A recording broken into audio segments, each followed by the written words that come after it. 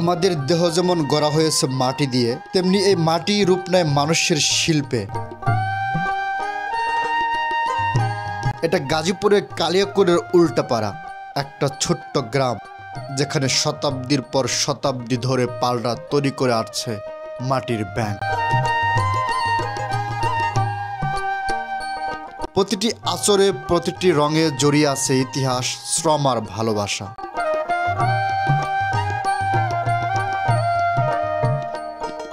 এই নিস্তব্ধ গ্রামে এখনো বেঁচে আছে এক মৃতপ্রায় শিল্প, যা আজকের ভিডিওতে আমরা তুলে ধরব। আপনাদের চোখে দেখাবো সেই হারিয়ে যেতে বসা সৌন্দর্য।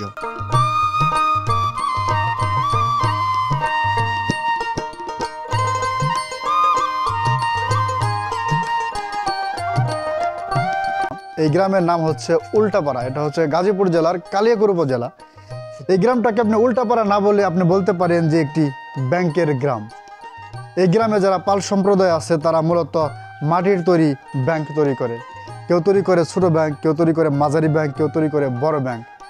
আসলে ব্যাংক বলতে যে বড় বড় টাকা রাখে সেটা না, আসলে মাটিতে যারা আসলে প্রাচীন আমলে যারা ছিলেন, বিশেষ করে গ্রাম অঞ্চলে, তারা জানেন যে গ্রাম অঞ্চলে প্রায় প্রতিটি বাড়িতেই আগে আমাদের যে দাদা দাদি, নানা নানি, আমাদের মা বাবা, তারা এক একটি করে মাটির তৈরি ব্যাংক রাখতেন। মূলত সেই ব্যাংকগুলো যেখান থেকে তৈরি হয়, মূলত এটাই হচ্ছে সেই গ্রাম। এই গ্রামের প্রায় প্রতিটি বাড়িতেই মাটির তৈরি বিভিন্ন ধরনের সুন্দর সুন্দর ব্যাংক তৈরি করা হয়। এই যে দেখতে পারতেছেন, এটা হচ্ছে একটা বাড়ি। বাড়ির সামনের যে বারান্দা, সেখানে কত সুন্দর করে সাজানো আছে মাটির তৈরি ব্যাংক। এই যে আমার সামনে দেখতে পারতেছেন, এটা হচ্ছে একটা বাড়ির উঠান বা গ্রাম্য ভাষা যাকে বলে দুয়ার। সেই দুয়ারে দেখেন কত সুন্দর করে রোদ্রের মধ্যে সাজানো আছে মাটির তৈরি ব্যাংক। মূলত এই ব্যাংকগুলো তারা একটা মেশিনের সাহায্যে হাতের কারুকার্য দিয়ে সুন্দরভাবে তৈরি করেছে এবং তারপর তারা সেগুলো রোদ্রের মধ্যে শুকিয়ে দিয়েছে।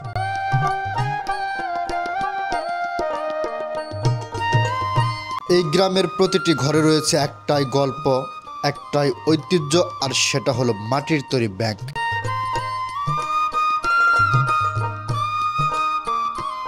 উল্টাপাড়া মূলত পাল বংশের মানুষের বসবাসের জায়গা। শত বছর ধরে তারা ধরে রেখেছে এক প্রাচীন পেশা, মাটির ব্যাংক তৈরি।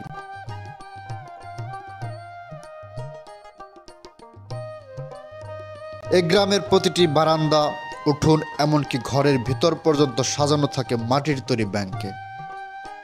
শুধু সাজানোই নয়, প্রতিটি ব্যাংকের ভিতর লেগে আছে শ্রম, মায়া আর শিল্প। প্রতিটি বাড়িতেই রয়েছে আলাদা পোঙ্গর, যেখানে চলছে ঘূর্ণায়মান হুইল মেশিন, আর তার উপরে শিল্পীর নিপুণ হাত। নারী পুরুষ ছেলেবুর সবাই ব্যস্ত এই মৃৎশিল্পের কাজে।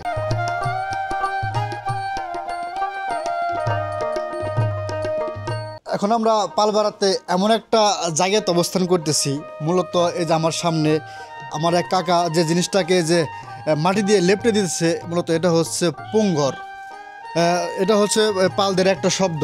এই ঘরটাতে মূলত তারা মাটির তৈরির যে জিনিসপত্র, বিশেষ করে হাঁড়ি পাতিল, মাটির ব্যাংক, মোট কথা সকল প্রকার মৃৎশিল্পগুলা এই ঘরেতে তারা আগুন দিয়ে তারা পোড়ায়, সাজিয়ে। জি জি এটা আমাদের পুরি নেপ দিতেছি, খের দিছি, নেপ দিছি, তারপর আগুন দিমু, নিচে মাটি, তারপরে মাটির মধ্যে হাজাইছি দিছি, খের দিয়ে তারপরে এই যে মাটিতে লেপতেছি, খড়ি দিছি, খড়ি দিয়ে ওই জায়গাতে আগুন দিমু। ওই জায়গায় আগুন দেবেন না? ওই জায়গাতে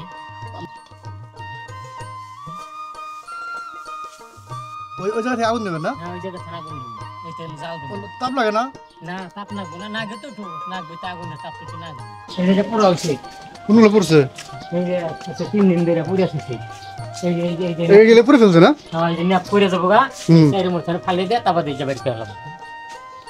একটা বের করবেন নাকি? তখন বের করবো না, আজকে বের করবো না?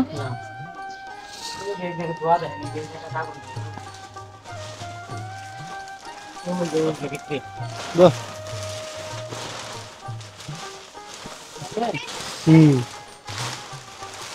ওই যে ওই জায়গাতে আগুন দাও। এই ভিতরে আগুন দেয় না? হ্যাঁ হ্যাঁ, এগুলো হয়ে গেছে মোটামুটি? হয়ে গেছে, কাজ শেষ হয়ে গেছে। উপরে থেকে যে মাটিগুলো ফালে দিবেন না? ফালে দিমু, ফালে দিয়ে আবার এই জায়গা ছেড়ে দেবো, ওই জায়গাতে আবার ওইখানে দেবো লেপনি। এই জায়গা ছেড়ে তুমি ছবি এনে এই পার্কে শুধু ব্যাংকই বানায় না? ব্যাংক আছে, এই পারে আর কোনো মানুষ। পাল বংশের এই কাজ কয়েক শতকের পুরনো।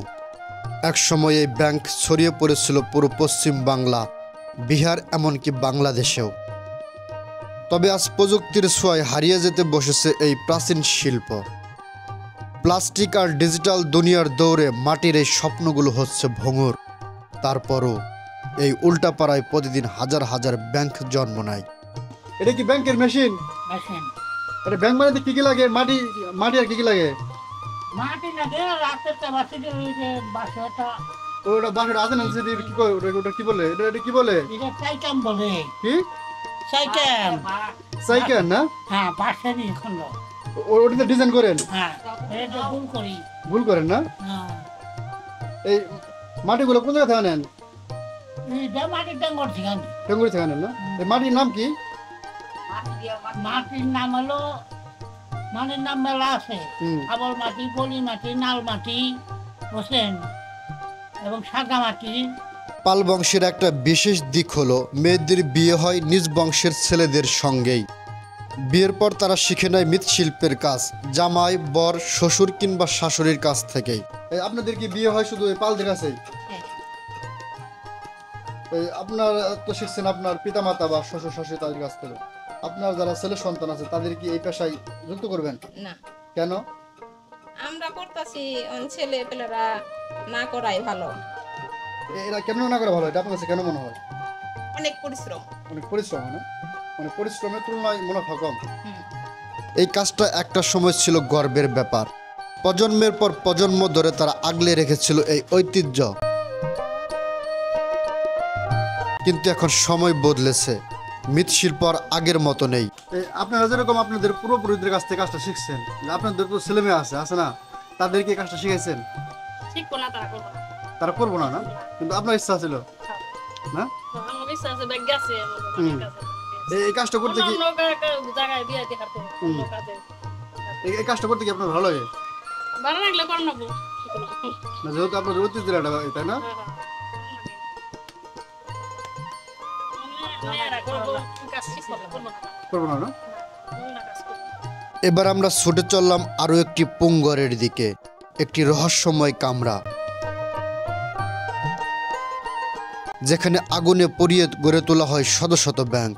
বাহ, খুব সুন্দর দেখা যায় জায়গা। হয় তো যেখানে ঘুরে এই যেখানে সাজায়, সুন্দর সাজা। এই যে এটার উপর দিয়ে সাজায়।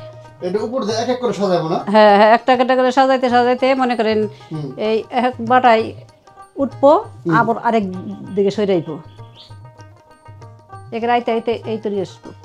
এই যে একটা করে যে দিছে, হ্যাঁ এগুলো আরেকটা করে দিবেন না? হ্যাঁ হ্যাঁ, এগুলা মোটামুটি মনে করেন এই এতটুকু পর্যন্ত ফাঁকা থাকে। ফাঁকা থাকার পর উপর দিয়ে আবার খের দিবেন নাকি? হ্যাঁ হ্যাঁ হ্যাঁ, উপর দিয়ে চারিদিক দিয়ে খের দিবে। খের ছাড়া কিছু দেন না, খের ছাড়া আর কিছু দিবে না। খড়ি, এই খেরের নিচে খড়ি দেন না? খেরের নিচে কি, যেমন এই যে এইখানে সাজাইলো, সাজাইল, হ্যাঁ। ওই পাট দিয়ে আবার খড়ি দিল ভিতরে, খড়ি দেন, তারপরে তারপর আবার এই ব্যাংক সাজাবো, হ্যাঁ, তারপর আবারও খড়ি দেবো কয়েকটা। তো সর্বশেষ উপরে খের দিব। হ্যাঁ হ্যাঁ, খেরতে সর্বশেষ। মাটিতে লেপটে দিব, হ্যাঁ, তারপরে দেবো না? হ্যাঁ, তারপরে আবার বাড়ির দিক দিয়ে একটু ওই যে ফাঁকা রাখে নলা করে, হুম। তখন সাজায়। এই জায়গায় মোটামুটি কয়দিন পরে? 2 দিন পরে? 3 দিন লাগে, একদিন লাগে না? সাজাইতে লাগে, আরেকদিন নেপতে লাগে। 3 দিন সাজায়? মোটামুটি কতগুলো মাল সাজান এই জায়গায়?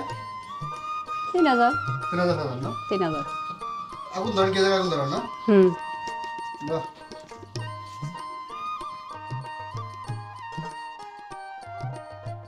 এই গ্রামের নাম কি? উল্টাপাড়া। উল্টাপাড়া। কত বছর ধরে এই কাজগুলো করেন? ওরা 20 বছর। 20 বছর ধরে এই মৃৎশিল্পের সাথে জড়িত আছেন না? হ্যাঁ, কি কি তৈরি করেন আপনারা? ব্যাংক। শুধু ব্যাংকে তৈরি করেন না? হ্যাঁ, অন্য কিছু তৈরি করেন না? না। এতক্ষণ আপনাদেরকে দেখিয়েছি যে মূলত ব্যাংকগুলো কিভাবে তৈরি করা হয়। এখন আপনাদেরকে দেখাবো যে ওই ব্যাংকগুলো যখন আগুনে পোড়া হয়, সেগুলো যখন থাকে মানে সম্পূর্ণ সাদা থাকে, সেগুলোকে যেভাবে রং করা হয়, আমাদের যে চাষি আছে তিনি অত্যন্ত সুন্দরভাবে সেই ব্যাংকগুলো রং করে থাকে। এখন আমরা এই চাষির কাছ থেকে দেখব তিনি কীভাবে মূলত এই ব্যাংকগুলো রং করে থাকে। চাষি এখন কি রং করবেন নাকি? লাহেন একটু রং করে দেখি। এগুলো কি আজকে রং করছেন নাকি চাষি? আজকে করছেন না?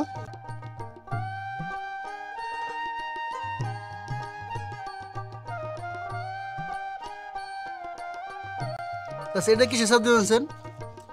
এটা পাতা ফেনার সাপ। ওই পাতা সাপ দিয়ে আছে ওইটার মধ্যে না কাগজের মধ্যে? না তাহলে ওটা কাগজে কোনো কিছুই না, ওটার মধ্যে ফর্ম। তাহলে আপনি সাপটা কেমন হইলো? এটা হাতের বিনিময়ে ওটা। কিরকম? এটা এই যে তো ডাক্তার দিলে আমি, এটা খালি ওই যে নকশি হলো খালি এই হাতেরই। আপনি ওটার মধ্যে কি আছে দিই এর মধ্যে? এর মধ্যে ফর্ম আর কিছু না, এই যে কাগজ। কাগজ এর মধ্যে কি নকশি করা আছে না? না এটা তাহলে? নকশি কোনো কিছু এই না। নকশি কেমন? পাতা হলো কেমন? এই যে আমি দেখাই, দেখান। এই যে দিলাম না, হ্যাঁ এই যে এই একসাথে এই যে এটা এই রঙের নাম কি এটা? এটা হ্যাঁ এই রংটা কি? এটা হইছে 5000 পাওয়ার। 1000 পাওয়ার। আর এটা কি পাওয়ার? এটা হইছে খয়েরি, আর এটা হইছে ওই যে বান্দিরা কালার কয় না, বান্দিরা রং। মানে মূলত 3টা কালার দিতেছেন না? দেন দি রং দেন। একটা রং তো কয় টাকা নেন মোটামুটি? এখানে হইছে 600 টাকা শ। আপনি একটা রং দিতে মানে ব্যাংকে কয় টাকা করে নিতেছেন? 3 টাকা। 3 টাকা না? সম্পূর্ণ রং দিয়ে দিবেন 3 টাকা? হ্যাঁ রং করে আপনার শুয়ে দিতে হবে, আপনার শুয়ে দিতে হবে। ওখানে আমাগো এতদিন 2 টাকা করে আসল, আর ওখানে যে এই কয়দিন রেট বাড়িয়ে ফেলাইছি, কইছি কি তোমরা যদি এত দামে বেচা পারো তাহলে আমরা যে দিন বেলা খাটি তাহলে আমাকে বাড়বো না, রেট বাড়বো না। তারপরে তখন তাতে 3 টাকা বাড়াইছি, 1 টাকা করে বাড়িয়ে দিছি, 4 টাকা দিছে তখন 3 টাকা করে দিছি। আর 2টা আছে। হুম।